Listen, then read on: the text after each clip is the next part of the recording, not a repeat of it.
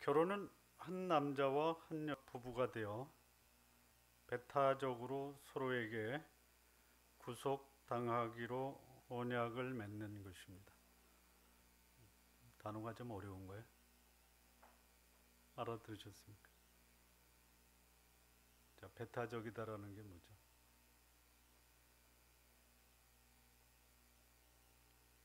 배타적이라는 것은 뭐냐면 누구도 거기에 개입할 수 없다라는 것이 배타적. 다 제외시킨. 예. 부부 사이에 누구도 개입할 수가 없어요. 그런데 부부는 서로에게 구속당해야 된다. 이게 결혼입니다. 아무도 개입할 수 없지만 부부 사이는 서로 구속당해야 되는 게 결혼입니다. 그 결혼입니다. 예. 어느 이 가정사역자가 결혼에 대해서 이렇게 정의를 내렸습니다. 결혼은 뭐냐? 하나님 앞에서 그리스도 안에 있는 두 남녀가 전 생애를 함께하기로 전 인격을 들여 전적으로 헌신하는 언약이다. 이렇게 결혼을 정의하고 있습니다. 그러니까 이 결혼은 하나님 앞에서 두 남녀가 전 생애를 함께하는 겁니다. 그리고 함께할 때 전 인격을 들여서 전적으로 헌신하는 언약. 이게 결혼입니다. 자, 본문에 야곱의 결혼이 나옵니다. 지금 말씀드린 것과는 전혀 다르죠. 예? 예. 야곱의 아내들이 경쟁적으로 자녀 생산하는 이야기가 기록이 되어 있습니다. 마치 휘발유를 몸에 끼얹고 불 속에 들어가 있는 그런 분위기가 보이죠? 안 보입니까? 그냥 내 얘기가 아니니까 그냥 영화 속에서 액션 영화 보는 기분이십니까? 첫째 부인 레아, 둘째 부인 레아의 동생 라헬, 그리고 자녀 생산을 위해서 두 아내가 자기의 시녀를 야곱에게 첩으로 바칩니다. 참 어떻게 이해해야 될지 굉장히 아주 막막합니다. 아니, 저기 자식을 위해서 아내가 자기 시녀를 남편에게 준다. 이것도 상당히 문제가 있죠.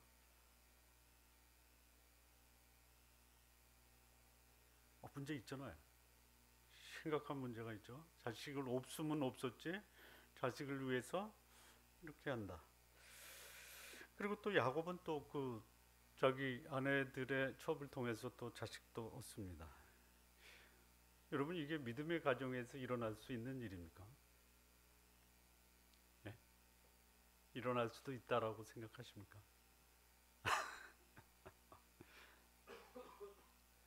그러니까 야곱의 아내는 둘, 정식 아내가 둘이고, 그리고 이 아내들의 시녀까지도 이제 그 소위 첩이라고 하죠. 예. 자, 이 성경적 기준에서 네 명의 아내를 둔 거 이거 결코 합당하지 않은 결혼입니다. 하나님의 뜻을 어긴 겁니다. 어긴 거예요. 예. 하나님의 뜻은 한 남자와 한 여자가 결혼해서 둘이 하나가 되는 것입니다. 둘이 하나입니다. 둘이 하나입니다. 그런데 지금 여기 야곱은 몇이 하나가 된 겁니까? 다섯이 하나가.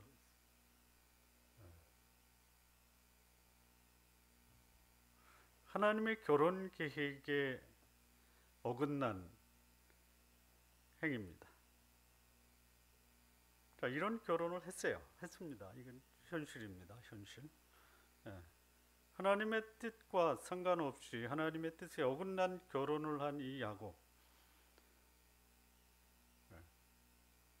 그냥 이 성경 내용을 다 모른다고 하시고 한 남자가 네 명의 아내를 두었다. 어떤 일이 벌어질 거라고 생각하십니까? 1번, 다섯이 오손도손 행복하게 살았다. 2번, 무슨 일이 일어날지 모르지만 참 마치 그 뭐라 그래 폭풍전야다. 1번이십니까? 2번이십니까? 그냥 상식적으로. 그렇죠? 예. 이거 야곱이 자처한 겁니다. 예. 그럴 수 있어요. 예. 그래서 야곱은 이에 상응한 결실과 대가를 받게 되는 거예요. 예. 물론 당시 사회적 시대적 상황으로 보면 이 야곱의 결혼 그 시대의 한 단면을 보여주고 있습니다. 이래도 그 시대는 무방을 했었어요. 예. 지금도 만약에 지금도 뭐 능력만 있으면 여러 명의 아내를 두고 결혼할 수 있다라고 그 사회적인 제도가 허용을 하면 지금도 있겠습니까? 없겠습니까? 있죠. 이 진짜 그 우리 죄송합니다. 이 말은 안 하는 게 난데 법으로 일부 다처제를 정하지 않은 것이 얼마나 다행인지 모릅니다. 그렇다고 이 야곱과 같은 실질적 현상이 안 일어납니까? 일어납니다. 그리고 또 여기 보면 그 우리가 지난주에 봤지만 여자의 부모가 자기 딸들을 한 남자에게 시집 보내도 그리 큰 문제가 되지 않았던 시대. 그것도 믿음의 부모가 자기 두 딸을 한 남자에게 결혼해도 큰 문제가 안 됐던 것 같아요. 여러분 이때 야곱의 나이가 몇 살이냐면요 70대 중반입니다. 70대까지 결혼도 못했어요 야곱이. 이 늙은이에게 두 처녀딸을 보낸다. 이것도 좀 그렇죠. 그런데 또 여기 한 남자의 아내가 됐던 그 여인들도 경쟁적으로 남편의 사랑을 얻으려고 그리고 자식을 얻으려고 경쟁적으로 이 남편에게 거의 매달리는 그런 형편입니다. 네. 자, 이것이 당시의 시대적 사회적 상황에서 뭐 허용이 됐다. 그래도 여기는 심각한 문제가 벌어지게 돼 있습니다. 네. 오늘의 관점에서 보면 법적으로 결코 인정이나 보호를 받을 수가 없습니다. 네. 그러니까 여러 명의 아내를 두는 것은 결코 시대와 법이 허용하지 않는 것 이거 감사할 수 있어야 됩니다. 그리고 신앙의 관점에서 봐도 결코 수용할 수 없는 결혼이 바로 야곱의 결혼입니다. 이거 가지고 잘못 그 감동을 받으면요, 우리 믿음의 조상 중에 하나인 야곱이 공식적으로 아내를 4명을 두었으니 3명까지는 둬도 야곱보다는 나은 거 아니냐 이렇게 적용하면 큰일 납니다. 안 되는 겁니다. 안 됩니다. 남성 여러분 안 됩니다. 안 돼요. 자, 4명의 아내로 인해서 어떤 일이 일어났습니까? 예. 이거 아무리 뭐 이해하려고 해도 전혀 이해가 안 되는 겁니다. 이게. 특히 믿음의 삶을 살고 있는 신앙인들이 믿음의 조상이라는 이 야곱의 그 삶을 보면 결코 이해할 수 없고 또 있어서도 안 되는 일입니다. 근데 이런 일이 벌어졌습니다. 네. 자, 여쭤보겠습니다. 야곱이 창조 시에 하나님이 한 남자와 한 여자가 둘이 연합해서 둘이 하나가 된다라는 하나님의 결혼의 원리를 알았을까요? 몰랐을까요?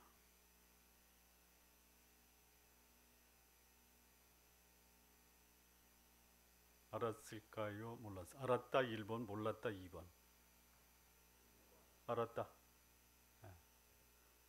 알았다 라고 그냥 찍은 겁니까? 아니면 확신을 가지고 말씀하시는 겁니까? 알았을까요? 몰랐을까요? 알았습니다. 알았습니다. 왜 알았냐? 자, 이 성경 기록은 누가 했죠? 모세가 했죠. 모세가 기록할 때 어디서 들었어요?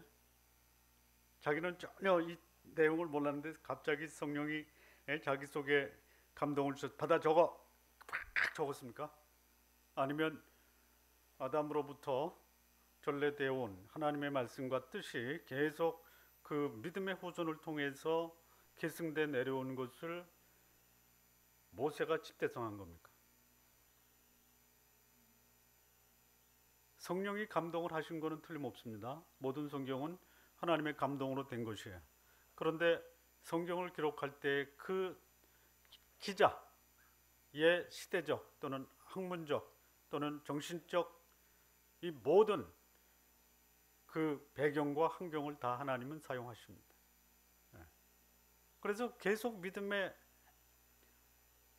조상들을 통해서 후손들에게 이 하나님의 말씀이 계승돼 내려온 거예요.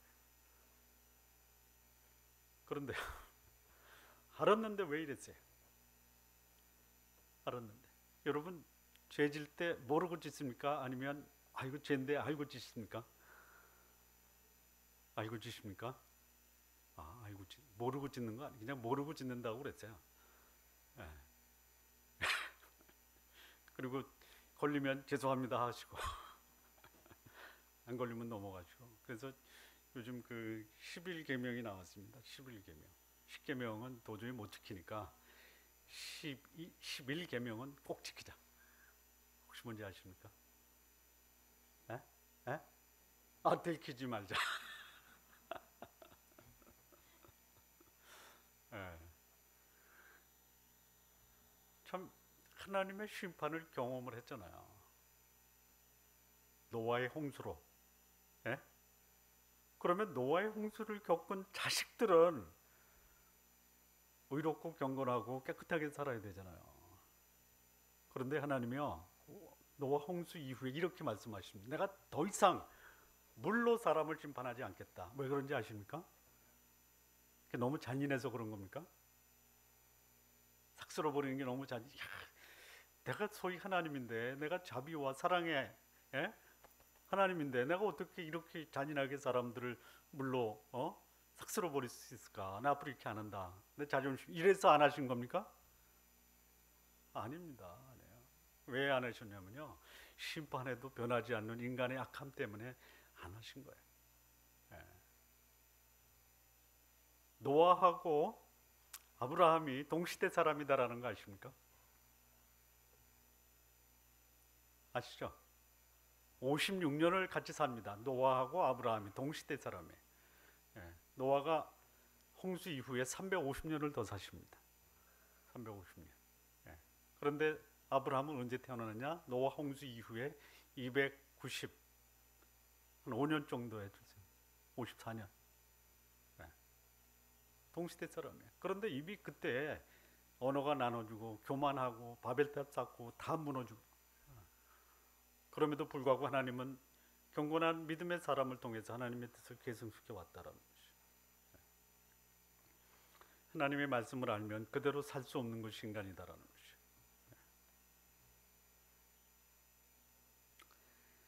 여러분, 네 명과 함께 사는 것 결코 바람직하지가 않지만요, 여러분, 한 명의 아내와 평생 사는 것은 쉽습니까?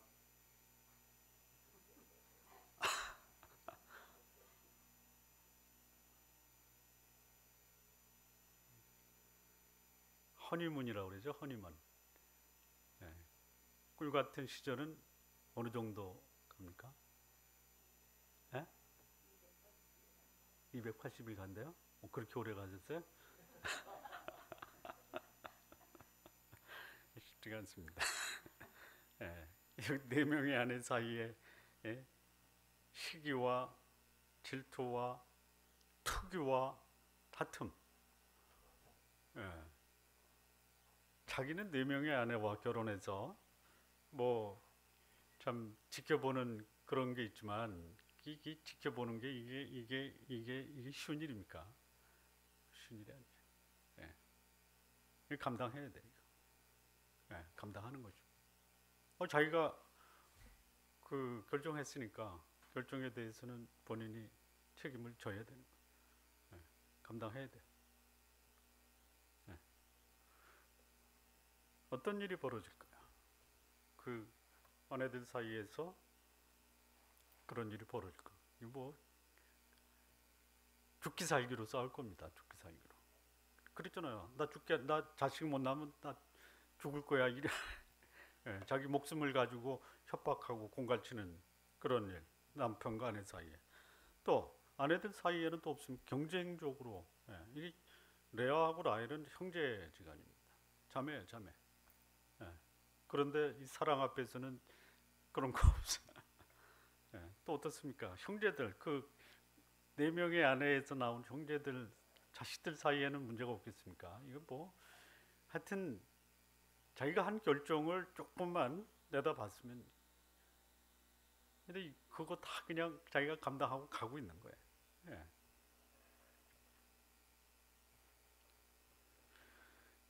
또 이게 이제 여러분, 그 죄는 유산으로 물려지는 것이 아닙니다.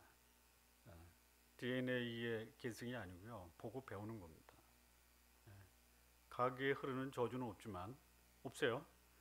부모가 그러니까 자식한테 저주가 돌아가는, 이건 난 굉장히 이게 그 소위 비성경적 그 교훈을 가지고 소위 교인들을 공갈 협박치는 거라고 저는 그렇게 생각을 합니다. 저는 그렇게 봅니다.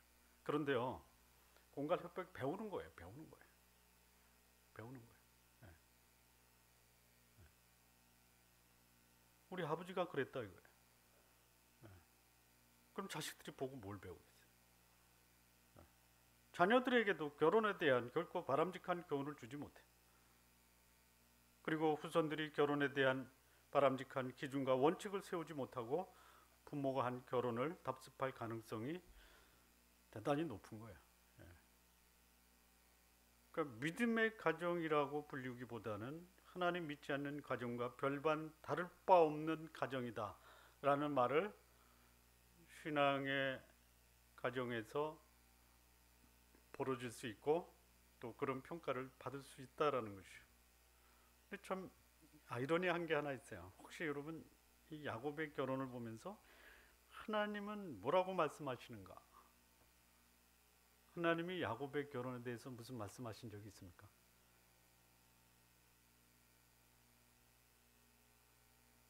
아니 예를 들어서요. 좀 관심을 좀 갖고, 옆집에 어떤 사람이 4명의 아내를 데리고 있다. 그럼 여러분 무슨 생각합니까? 에? 아, 능력이 있다. 아니 저 부모는 어떤 분이야? 아니 저렇게 해도 되는 거야? 이런 생각 안 드세요? 예? 예. 하나님이 이 야곱의 결혼에 대해서 침묵하고 계세요. 예. 물론 야곱의 결혼을 축복했다, 권장했다, 이를 인정했다라는 말씀도 없어요. 예. 그렇다고 반대하고 말리시고 결혼에 대해서 하나님이 징계하심으로 야곱으로 하여금 결혼의 결과를 번복하도록 하시지도 않았어요. 예. 그럼 어떻게 해야 돼 이거? 어떻게 해야 돼요? 하나님 침묵하시니까 분명한 뜻을 보여주실 때까지는 그냥 고다. 사실 고했어요. 그리고 하나님은 야곱의 결혼을 통해서 하나님의 뜻을 이루어 가십니다. 예, 이거 결코 결혼 안에 4명 둔 것이 정당화될 수는 없어요. 예, 야곱의 실수, 하나님 뜻에 어긋난 결혼을 통해서도 하나님은 여전히 야곱의 인생을 통해서 하나님의 약속을 실현해 가시는 분이십니다. 예, 어떤 약속을 실현해 가셨냐? 생육하고 번성하는 그 약속을 실현해 가셨습니다. 12지파를 이루게 하시고 하나님 나라 백성들을 만들어 가셨습니다. 예. 그러나 이것이 4명의 아내를 둔 것이 하나님의 허락과 인정이었다. 그래서 신앙인들이 여러 명의 아내를 둘 수 있는 근거로 삼아서는 결코 안 된다라는 것이죠. 그러면 이 야곱의 결혼이 주는 교훈이 무엇이냐? 분명히 교훈이 있어요. 이 교훈이 뭐냐? 첫 번째는 성경적 근거를 찾지 못해서 그냥 추정을 해본 겁니다. 추론을 해본 거예요. 첫 번째 교훈이 뭐냐? 하나님을 알고 있는 신앙인이 시대와 사회의 흐름에 쉽게 동화될 수 있음을 경계해야 됩니다. 예.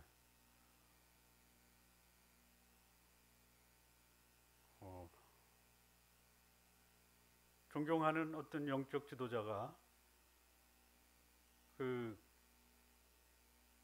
성도들에게 아주 편안하고 기쁜 마음으로 봉투를 받는다. 예. 그럼 이게 관행이 돼서 다른 그 부목사들 돈 받는데 별로 이상하게 생각하지 않죠. 예. 이게 관행적이에요, 관행적. 예. 아니 뭐 담임 목사가 바람 피면 장로들도 바람 피는 거고요. 예. 쉽게 동화되는 거예요. 그러니까 목사님이 거룩하고 경건하면 성도들이 움찔합니다. 잘못했을 때. 여러분 제가 만약에 바람 폈다. 여러분 어떻게 생각하시겠어요? 일단 안 나오시겠죠. 나오지 마십시오. 아니면 그래도 기회를 주시면 어떻게 하시냐면요. 그냥 저기 나무에다가 매달아 가지고 몽댕이로 엄보를 초하시기 바랍니다. 아멘 하세요. 근데 시대의 흐름에 쉽게 동화될 수 있는 거예요. 우리는 세상에 살고 있지만 세상에 속한 사람이 아닌데 세상에 속하지 않은 사람이 세상 사람과 전혀 별다른 차이가 없이 살아갈 수 있다는 것이. 야곱은 아브라함, 이삭, 야곱으로 이어지는 믿음의 조상의 한 사람이에요. 단순히 하나님을 알고 있는 사람이라기보다는 하나님께서 이 사람을 통해서 아브라함에게 주신 하나님의 약속과 복을 계승시켜 나가시겠다라고 한 사람이에요. 천하 만민이 야곱을 통해서 복을 받게 하시겠다라는 것이 야곱을 향한 하나님의 계획이었습니다. 그런데 이 믿음의 조상이 그의 결혼을 보면 별반 불신앙의 결혼과 다를 바가 없었다라는 것이 하나님의 약속의 말씀을 들었습니다. 하나님을 분명히 만난 야곱이었어요. 그런데 이 야곱의 생애 속에 불신앙의 세상에서 일어나는 삶이 벌어졌고 그런 삶을 사는데 전혀 거리낌이 없었다라는 것이 있어요.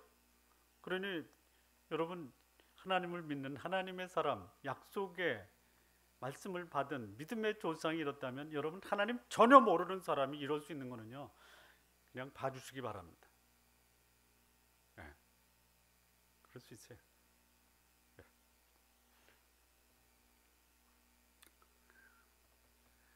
만약에 법이 4명의 아내를 허용한다. 그러면 신앙인들 가운데 이 야곱과 같은 삶을 사는 사람들이 있겠습니까? 없겠습니까? 성경은 허용하지 않아도 법이 허용하면 법이 허용하는데 여러분 사회법이 4명의 아내를 허용하지 않은 것에 대해서 감사할 수 있어야 됩니다. 비단 결혼의 경우가 아니라도 많은 신앙인들의 삶의 모습에 전혀 신앙인의 모습을 보이지 못하는 경우가 얼마든지 있다라는 것입니다. 또한 신앙의 가정이 경건하고 경건한 가정의 모범을 보이지 않을 수도 있다라는 거. 이거 놀라워해야 됩니다. 어떻게 신앙인이 저럴 수 있어? 어떻게 신앙인이 저럴 수 있습니다. 여러분 여러분이 야곱과 같은 삶을 살지 않는 것을 감사하시기 바랍니다. 자, 두 번째, 이 야곱의 결혼이 주는 두 번째 교훈은 뭐냐면 1절 2절입니다. 1절 2절 라헬이 자기가 야곱에게 아들을 낳지 못함을 보고 그 형을 투기하여 야곱에게 이르되 나로 자식을 낳게 하라. 그렇지 않으면 내가 죽겠노라. 야곱이 라헬에게 노를 바라여 가르되 그대로 성태치 못하게 하시느니 임신치 못하게 하시느니는 하나님이시니 내가 하나님을 대신하겠느냐. 이런 일이 벌어지는 거예요. 하나님의 뜻에 상반된 이 신앙인의 삶이 갈등과 투기, 분쟁을 피할 수 없다라는 것이. 하나님 뜻에 어긋난 삶을 살면 그 결과가 뭐냐? 문제투성이 속에 들어간다라는 것이. 두 번째 부인 라헬이 아들을 낳지 못하니까 언니 레아를 투기합니다. 그리고 남편 야곱에게 나 자식 낳게 하라, 아니면 나 죽겠다. 이 결혼한 여인이 남편을 상대로 사랑하고 신뢰하고 미래를 설계해야 하는데 남편이 다른 아내를 상대로 시기하고 투기하고 남편을 상대로 협박하고 공갈치는 일이 벌어지는 거죠. 이거 뭐 자연스러운 현상입니다. 그럼에도 불구하고 이것은 심히 안타까운 일입니다. 앞서 말씀드린 것처럼 한 남자와 한 아내가 사는 것도 이거 만만치 않은 결혼 생활입니다. 남편과 아내가 이 결혼으로 인해서 생긴 많은 문제들, 일부 일초에서도 벌어져요. 그런데 남편이 여러 명의 아내를 두었다. 이거 뭐 불보듯이 뻔한 일입니다. 소위 말씀드린 대로 기름 끼얹고 불구덩이로 뛰어가는 일이 야곱의 집안에서 벌어지고 있는 거예요. 자식 못 난다고 한 아내가 남편한테 나 죽을 거야.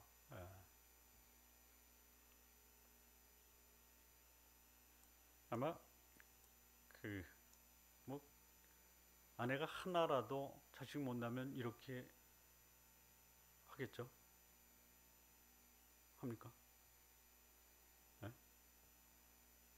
죽겠다라고는 안 하겠죠.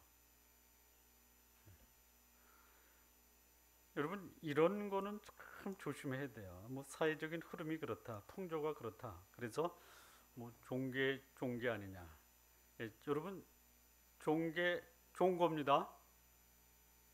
좋은 것이 좋은 것이지 좋지 않은 것이 좋은 것이 아닙니다. 여러분, 좋은 게 좋은 거야 할 때 거기에 담겨 있는 여러분의 그 의도가 뭡니까? 안 좋은 것도 내가 하면 좋은 거야, 이런 뜻이죠. 여러분, 좋은 게 좋은 거지 좋지 않은 게 좋은 게 아닙니다. 분별하십시오. 하나님의 뜻에 맞지 않는 삶이 결코 좋을 수가 없어요. 하나님의 뜻에 순종하면서 살아도 때로는 핍박과 고난이 옵니다. 그런데 하나님의 뜻에 불순종하고 하나님의 뜻과 상관없이 살아가는 삶에서 기쁨과 감격을 누리겠다, 행복과 즐거움을 누리겠다, 그것을 기대하는 것, 그런 사람이 있어요. 하나님의 뜻에 순종해도 핍박과 고난, 어려움이 있는데 불순종하면서 기쁨과 행복을 기대하고 있어요. 그런 신보가 무슨 신보예요? 도둑놈 신보예요? 아, 그렇습니까? 여자들은 그런 거 안 하나 보죠. 남자들만.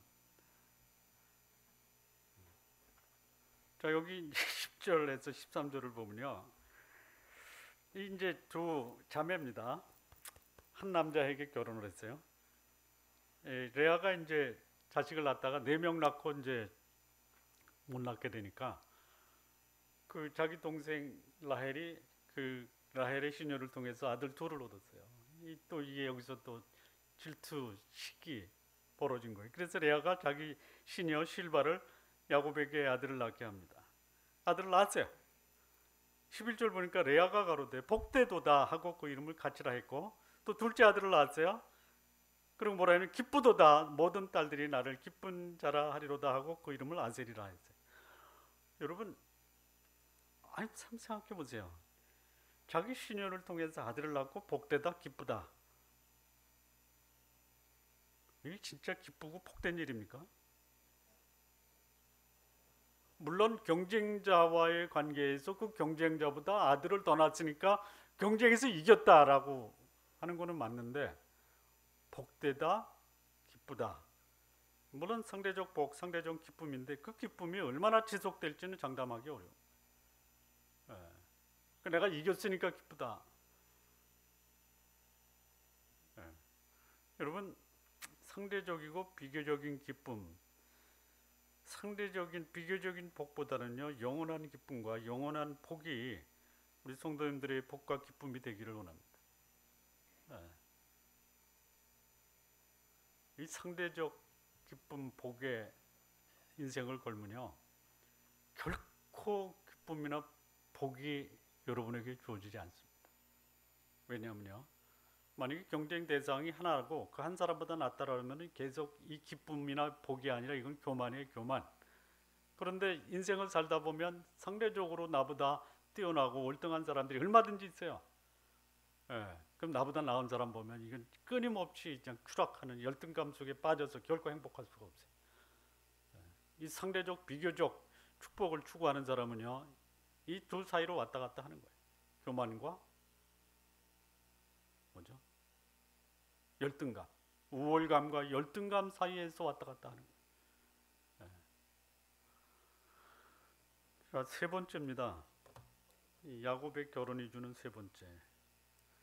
자, 이것도 이제 어떻게 이제 이 묵상을 했냐면요. 나중에 이제 야곱이 그 가족들을 데리고 다시 가나안으로 돌아옵니다. 야복 강가에서 하나님과 만나서 싸웁니다. 그리고 하나님이 야곱의 환덕벌을 치고 야곱은 거기서 하나님 앞에 무릎을 꿇어요.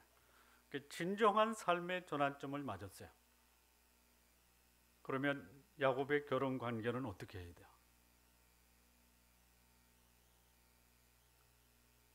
하나님을 만난 사람이 4명의 아내를 뒀어요. 신앙인이 4명의 아내를 뒀습니다. 그리고 세월이 가면서 이제 진짜 하나님 앞에서 내 인생 하나님께 다 드리겠습니다라고 헌신을 했어요. 그러면 이 아내들은 어떻게 해야 돼?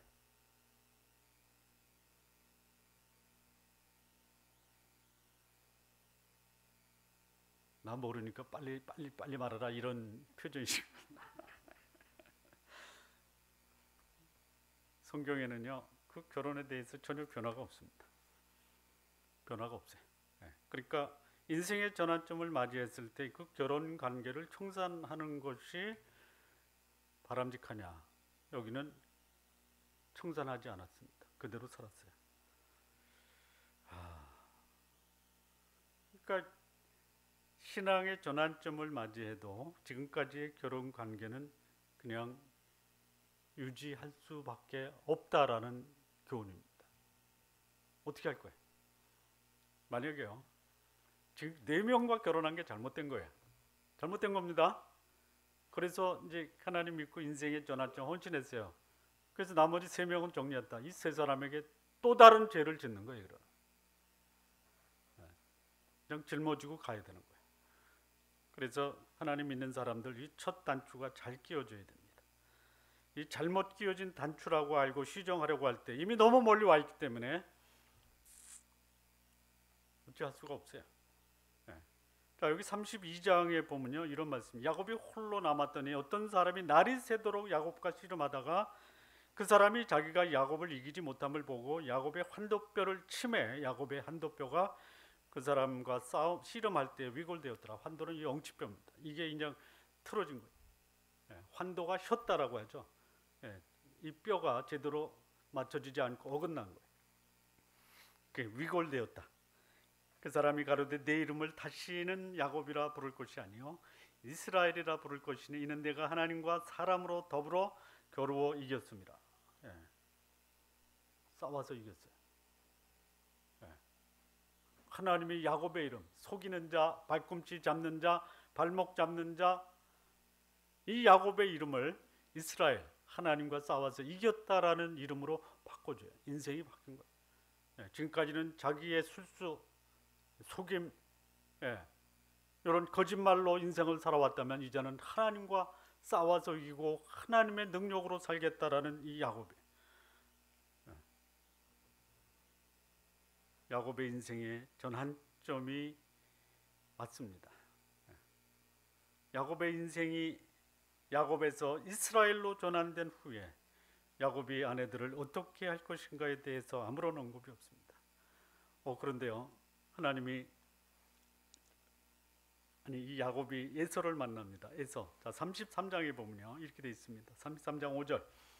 에서가 눈을 들어 여인과 자식 자식들을 보고 묻되 너와 함께한 이들이 누구냐? 야곱이 가로되 하나님이 주의 종에게 은혜로 주신 자식입니다.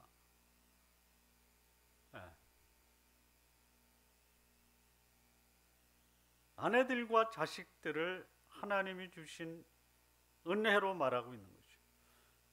자식은 은혜인데 아내는 아니다, 이런 뜻이 아닙니다. 그 자식을 주신 아내까지도 하나님의 은혜다라고 이 말씀에 포함되어 있는 것으로 이해하는 것이 맞습니다.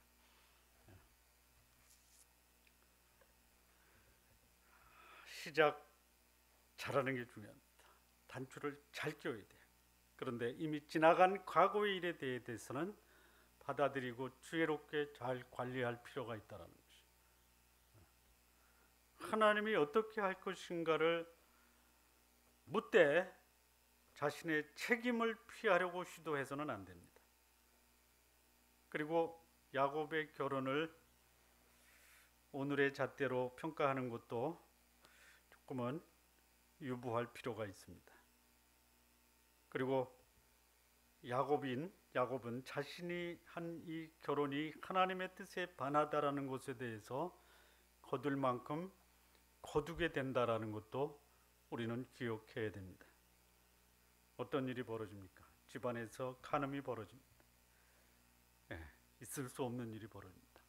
야곱의 집안, 형제들 간의 갈등과 살해 음모, 그리고 역사를 통해서 이 장자권의 다툼과 수많은 굴곡진 역사가 야곱의 결혼으로 인해서 발생했다라는 거 기억하셔야 돼요. 잘못된 것입니다. 자, 네 번째입니다. 네 번째 이 야곱의 결혼이 주는 교훈은요, 마태복음 1장 2절에서 이 야곱이 세상을 떠나고 무려 수천 년이 지난 후에 성경은 이 야곱의 결혼에 대해서 뭐라고 말씀하시는가? 우리가 역사의 평가를 들여다볼 필요가 있습니다. 마태복음 1장 2절을 보면요, 아브라함이 이삭을 낳고 이삭은 야곱을 낳고 야곱은 유다와 그 형제를 낳고, 이렇게 되어 있습니다. 자, 이게 뭐냐? 아브라함과 다윗의 세계, 예수 그리스도의 세계라 이렇게 되어 있습니다. 메시아를 이 땅에 보내기 위해서 하나님이 야곱의 자식을 사용하고 있습니다. 야곱의 결혼이 하나님의 뜻을 벗어났지만 하나님은 야곱을 사용하셔서 하나님의 주권과 역사를 이루어 가신다라는 것이죠. 야곱의 결혼은 문제가 많이 있었습니다. 그럼에도 불구하고 하나님은 인간의 불순종, 불신앙적 삶의 결과까지도 하나님의 뜻을 이루어 가시는 주권적인 하나님이시다라는 것이죠. 요셉이 아닌 유다를 통해서 이 땅에 메시아를 오게 하신 하나님이십니다. 야곱이 죽을 때 장자권을 누구로 인정하냐면 요셉으로 인정합니다. 그럼에도 불구하고 하나님은 레아의 자식인 유다를 통해서 이 땅에 메시아를 오게 하신 하나님이십니다. 그리고 레아의 자식을 통해서 하나님은 그의 역사를 완성해 가셨습니다. 우리 성도 여러분, 한 신앙인의 비신앙적 행동이 결코 정당화될 수가 없습니다. 여러 명의 아내를 둔 야곱의 행동이 바람직하다라고 할 수가 없습니다. 그럼에도 불구하고 이런 불신앙적 그리고 비신앙적 행동을 통해서도 하나님은 하나님의 역사와 주권을 성취하시는 하나님이십니다. 만약에 여러분이 이렇게 생각하시면 대단히 위험합니다. 하나님이 불순종하는 신앙인도 사용하시니 그런 하나님은 믿을 만한 가치가 없다라고 생각하신다든지, 아니면 불신앙적 삶을 산 신앙인의 삶을 통해서도 하나님은 하나님의 위대한 뜻을 이루시니 오늘 내가 조금 잘못 살아도 하나님은 내 잘못된 삶을 선용하실 거야, 이래서 여러분의 잘못된 행동과 삶을 방치하시는 것도 대단히 위험한 것이에요. 바람직한 것이 뭡니까? 하나님의 뜻에 합당하게 순종하고 거룩하고 경건한 삶을 사시고, 그리고 그 삶을 통해서 하나님이 주신 은혜와 축복, 기쁨과 영광의 삶을 사시는 성도님들 되시기 바랍니다. 네. 마무리 짓겠습니다. 하나님의 사람은 실수하고 하나님은 그 실수를 선용하시는 분이십니다. 네. 실수하는 하나님의 사람에게 하나님의 하나님 되심이 참으로 감사한 일입니다. 네. 여러분, 살아생전에 우리가 해야 될 가장 중요한 그 임무, 책임이 뭐냐? 어디서 내가 영원한 인생을 살 것인가를 준비하는 것이죠. 꼭 확실하게 준비하시고요. 두 번째는요, 여러분을 향한 하나님의 뜻이 여러분의 삶 속에서 실현되는 삶을 사시는 거예요. 두 번째 여러분의 책임입니다. 그런데요, 못 사시잖아요. 절망하시고 좌절하시고 포기하지 마시고요. 나는 때때로 하나님의 뜻에 위배된 삶을 살아도 하나님은 내 인생을 아름답게 역사 속에서 만들어 가실 것이다. 감사하시기 바랍니다. 야곱의 결혼이 원만하지 않았던 결과를 가져왔지만 이를 통해서 우리는 여러 가지 교훈을 받습니다. 시대의 풍조와 흐름에 순응하기보다는 하나님의 뜻에 순종하는 삶을 사는 것이 얼마나 복스러운가. 그럼에도 불구하고 시대와 풍조의 흐름에 순응하는 오늘 나의 모습을 하나님 앞에서 회개하시고 하나님 앞에서 돌이키는 삶을 사시기를 바랍니다. 불순종하여 당하는 고통보다 순종하여 받는 이 거룩한 축복을 사모하시면서 사시기 바랍니다. 그르친 다음에 시정하려는 노력도 중요하지만 하나님의 인도하심을 따라 지혜롭게 사는 것이 훨씬 더 중요하다는 것이, 우리의 실수와 불순종에도 불구하고 이를 선용하시는 하나님의 은혜에 감사하시기 바랍니다. 우리 좋은나무교회 성도 여러분, 하나님께서 여러분의 가정 또 여러분의 결혼 생활을 복주시고 거룩한 하나님의 자녀로 여러분의 가정과 결혼을 아름답게 선용하시는 하나님의 은혜를 여러분 평생에 경험하시기를 진심으로 기원합니다. 기도하시겠습니다. 하나님 아버지, 감사합니다. 우리에게 아름다운 가정, 또 복된 미래, 또 이 세상을 짊어지고 나가는 우리에게 귀한 자녀들을 주신 것 감사합니다. 하나님 아버지, 하나님 뜻에 합당하며 순종하는 삶을 삶으로 하나님의 선하심과 인자하심과 또 하나님의